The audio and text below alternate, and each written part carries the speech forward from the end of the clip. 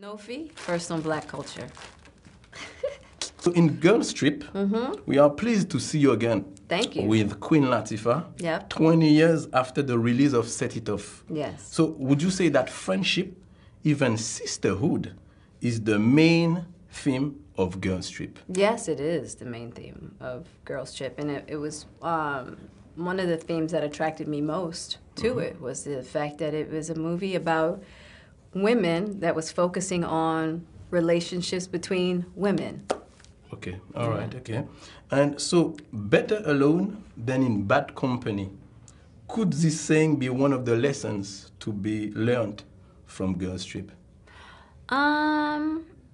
Definitely, and that is to say that sometimes it's good to be alone in order to find out who you truly are. Okay, all right. You know, because sometimes we like to identify ourselves through our romantic relationships or, you know, through our work or what have you, and that's not even really who we are. So sometimes you need to really just kind of have that stillness within and have that alone time to really get with what is real for you. And so, yeah. Definitely, because I watched the movie. Of course, the movie was funny. You know, I learned a lot of stuff, like, you know, to do the grapefruit or stuff like that, which I will try. Yeah, I haven't. Okay, you're brave, man. But you know, deep inside, I could feel the message that was behind it. You see what I mean? So it's not just about, you know, having fun, but it's also because there's a message. I also felt, you know, the fact that it was a deep message for women and black women in our society. Definitely. Yeah. And I think, you know, part of that message is that emotional independence. Yep. You know, that one really needs to have to truly be happy. Yep. And which was really kind of Ryan's arc. I think that women, black women, all women, that is a messaging that we really need to focus more on, is that emotional independence and knowing that we are enough, and that whether you're in a relationship, whether you have a family, whether you have a certain kind of job, whatever, none of that makes you. Yeah, definitely. So last year, I'm coming back to last year.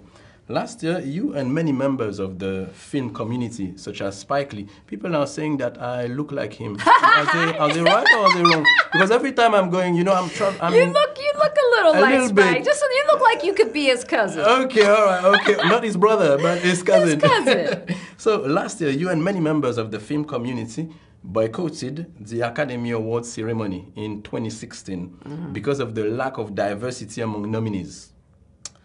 Have things really changed since then?